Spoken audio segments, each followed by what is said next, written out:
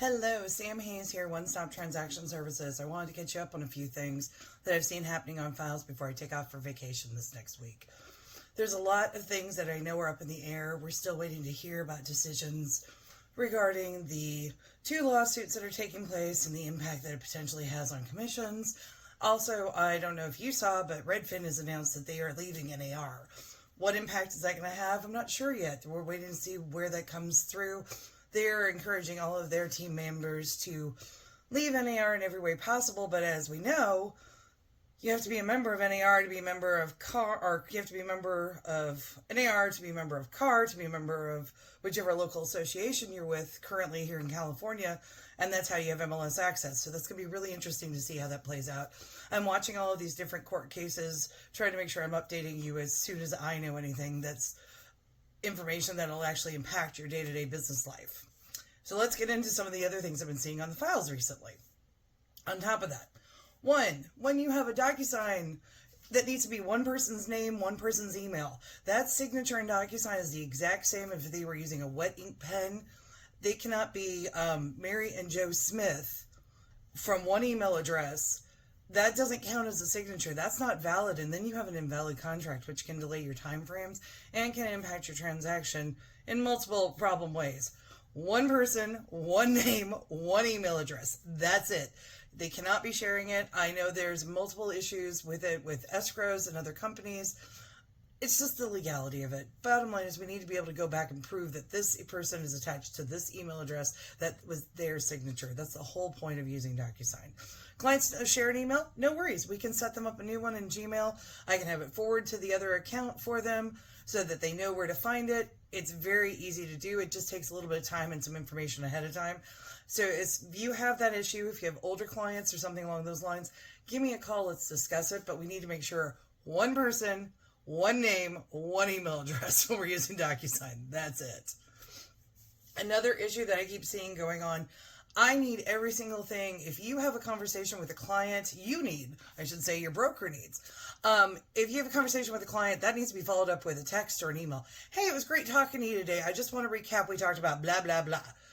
Then I have a time date stamp. You can CC me. It goes into the comm log. There's no question. It's not your interpretation, their interpretation. They've had a chance to respond if they have a different interpretation, and it's in there. It's not from memory. Unfortunately, litigation against agents directly is up.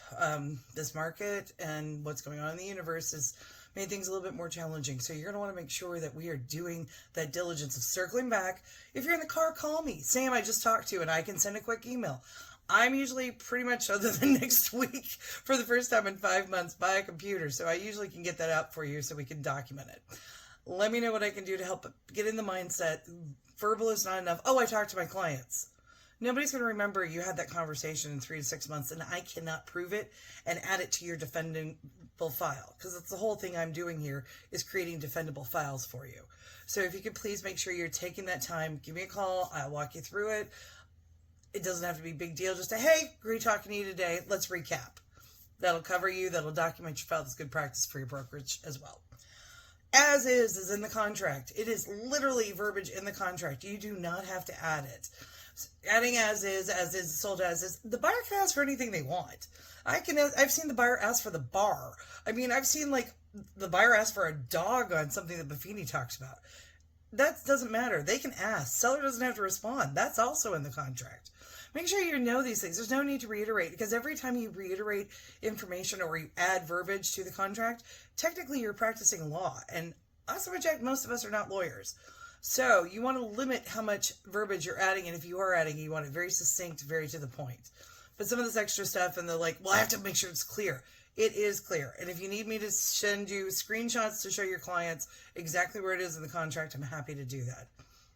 But be careful how much verbiage you're adding. Be careful your wording, and make sure you're being very succinct and to the point, very limited. Close of escrow 2B. Purchase price 2B. Those type of things. We don't want to leave anything ambiguous. Inspection contingency to be removed on. Because remember, it actually isn't an inspection contingency. There's an investigation one, but I'm getting to that too. So that's something to pay attention to. We can ask for whatever. It's not required. Oh, request for repairs. The whole reason, those don't go to the lender. I've seen those go to the lender multiple times recently. The whole reason we have the addendum the amendment to the existing terms addendum and amendment and everything else is because those can go to the lender. And we got to be careful when you're numbering these addendums and amendments. What document are they to? Are they to the contract? Well, anything to the contract goes to the lender. If it's to the request for repairs and you've done it as a credit to the request for repairs, that can't go to the lender. The credit needs to be to the contract. So the whole thing when you're negotiating these out, and if you have questions about how to properly document it, give me a call. But we don't want to send any of the requests for repairs to the lender. They're not part of the contract for that exact reason. So if things have to be negotiated or settled, we're not going to an underwriter who doesn't understand some of this documentation and freaks out and pulls your loan, which none of us need right now and what's going on in the universe. If you are one of my clients who is also a loan broker and you have your license for your loan brokerage under the same broker as you do your real estate license, so the one broker is in charge of both the loan and the real estate sale, we need to use the LBSB, Loan Broker Sales Broker Disclosure. That's got to be signed by the buyer within 24 hours of them selecting most services. That actually is a civil code requirement. I can get you the form. I can't fill it out because I don't know what terms you're doing. I don't know what percentages. I don't want to know that's your commission, how you're negotiating, but we got to get that signed and have that on file. So we really should be doing that when you're writing the offers. It should be going with your offers because by then you'll know if you're taking care of their loan as well as representing them. Are you following the rules for the MLS? Oh my goodness, so many animals and lights and doors are left open and not paying attention and slamming through. Double check what the rules and regs are for when you're showing these properties. They're going to know it was you. That's why we have lock boxes. Take a few moments. Make sure you're taking care of everything. Don't let the cat out. I know that's been an issue. Things have been crazy about that. Be aware if you are doing any new construction showings. Some of them are just not offering commissions anymore. It's just a fact. Don't count on it. Don't expect it. Sometimes it's just the best practice for your client. Find out from your broker how you guys want to handle showing those properties, if that's what your clients want to see. It's an interesting market, and make sure you're protecting yourself. That's why that buyer-broker agreement is a really good thing to have in place before you put anybody in your car in case you run into this situation, so you are getting compensated for all the effort and work you were putting forth. But double check anything new construction, give them a call and ask them straight out. I've heard stories recently of a few agents who have done the whole tradition like we always have, sign in the client, I'm working with realtor. Surprise, they're not paying a commission anymore. So I don't want you to find that out last minute. The car user protection agreement. So the whole reason we subscribe, we use these car forms, or they are vetted by lawyers, they are up to date with all the civil codes, they meet all the requirements, they do everything. You've got to be using the most current version, though, for that to work, for E&O to cover you and for car to protect you. I'm seeing things come across that are a little bit out of date. I know things are tight, remember, and everything else, but you need to be on the most up-to-date forms. Make sure you're checking if you're accepting, if we're on the listing side. Take a look. If the form looks a little wonky or something's not in the right spot, that may be an out-of-date form. Happy to look them over with you. Happy to kind of double-check them, make sure we're on the most current versions. But that really can impact a transaction if something goes south and your E&O doesn't cover you. It could be a big problem. Let's see, we got the addendums. You're not party of the contract. So if you're texting about anything when you're changing terms of the contract, I'm looking at my notes, so I'm jumping around a little bit. That doesn't change anything. Just because you had a conversation between you and the other agent and you guys have made an agreement, but you're not party of the contract. So we need to have that in an addendum in writing that if terms have changed, we're delaying close of escrow, there's an extra credit, we're going to leave the sofa, something along those lines. That's got to be in an addendum. You can't just kind of agree about it outside of escrow. That's technically getting into a fraud level. Plus, again, you're not party to the contract.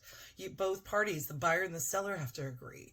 I appreciate that you've negotiated that out, but now we need to circle back, close the loop, and get it documented to cover everybody, make sure it's properly in the file for a DRE audit, or if something goes wrong after close of escrow, we've got proof everybody agreed to it. Okay, I'm seeing this happen again because I know inventory is tight. So there is the NCOA, the non-contingent offer addendum. If you are removing any contingency, I'm seeing appraisals getting removed, loans being removed, that includes if you're doing an all-cash deal. we really should be including this addendum when you're writing your offer. And make sure that your client is aware that they have removed these contingencies, that they're aware they're making an offer with limited contingencies. It will cover your tushy. So let's stop, slow down. If you're removing any contingencies, even though it seems like a no-brainer with the cash, it's really good to get in the practice that we want to use the NCOA, the non-contingent offer addendum. That's going to help protect you. It's going to help clarify everything with your clients, and it's going to make sure we have the file properly documented. Yeah, verbal means nothing. Oh, entity signers. So if you have an entity signer, I'm going to ask for proof. I have had this happen on multiple files, and everybody tells me it's no big deal. Oh, we'll get the document from escrow. No problem. Escrow's got it. Escrow has it. So RPA 28, open parentheses, I, close parentheses, that's how many times I've quoted this, states either party to present proof of signing authority within 3 days of acceptance to the other party in escrow. Escrow is not responsible to release that. Escrow doesn't want to release that. Escrow is not verifying what they're signing. When they sign that trust cert in front of a notary is only validating the signature, not the content. So if they write down there the Queen of England and they go, I'm the Queen of England, the notary's not checking that. And I've had this happen where the trust wasn't properly looked through, and I've had second signers who should have signed every document in the trust, and everybody told me, no, it's no big deal. Or, every document on the contract because they were on the trust. Nah. What if something happened with that file? I have no proof that it was officially sold. Technically, that contract's invalid. So, yes, and I can tell you which escrow officer told me it was no big deal and then stopped returning my calls once it became slightly a big deal. But that's a different story. Make sure you got proof. Just because they tell you they can sell it, we need to make sure they've got proof. Check with your title. That's why we do this. This is why we open the prelims. Make sure they can actually sign. If they come and say they're signing on behalf of an LLC, one, don't put the name of the LLC as their signature because LLCs, trusts don't have hands. They can't sign anything. Two, we got to make sure we have documentation that they can do it. What you're selecting for your cancellation matters. Make sure you're paying attention. You want to stay more on the front. You want to be in the 3 section, RPA 3, L3, L4, L5, L6, somewhere in there where you're going into your investigations, not inspections, investigations, disclosures, prelim, loan, appraisal, something along those lines. You don't want to go too deep into the contract. All the other sub-paragraphs are to support and explain those contingencies, but the actual contingency is in the 3L3 sections. So make sure you're going through 3L3, 3L4, 3L5, 3L6, that whole grid. That's why they created it and redid the contract, so everything's right there and make it super simple and easy. Do not add extra. Just cite the contract per RPA 3L3. That's it, whatever it is for why you're canceling. You don't have to explain. You don't have to give more information. And the more you give them is the more chance for them, the seller, to fight you on it. Don't do it. Clean, simple. Let's not get into messy. Let's not get into law issues. Just stick to the facts and the reason why the client is canceling. Make sure you're up to date with your most current, make sure everything else is up to date. I think that's all I've got for you right now. I do have 3 live in-person later this month in October and November that I will be doing on the BRBE, that's the Buyer Representation Broker BRBC, the Buyer Representation Broker Compensation Disclosure. That I highly recommend. We're going to need to be using them, even if nothing changes, just to make sure you're protected. It's really a good business practice. That does come with some additional documentation. It's not that hard. And as somebody said when I was at my last presentation, it's just like a listing. It's just explaining, I'm working with you, you're working with me, we're establishing an agreement, this is how it's going to happen, here's some different ways I can get paid, but just as you can't, I'm bringing all this expertise, I'm bringing all my knowledge, I'm going to help you avoid the pitfalls, I'm going to help you see where you should renegotiate, save money, or if that house is not right for you, or if the house is not maybe in the best shape. Make sure you're taking care of yourself and your clients. I'm here to help with anything you need. I know it's crazy out there. I feel like I should have put on shoulder pads to do this, but it's all doable. And I am so happy, as always, to be part of the team. If you have any questions, please give me a call, 619-993-7264. Verify everything I just told you with the broker of record of the file you are working on. I will be out of the office starting October 4th through the 10th. I will have incredibly limited cell phone and internet. I'm saying I'm off grid because I will be in the dirt up in Bakersfield doing some camping because I decided to go when it's going to be 90 degrees because I'm crazy.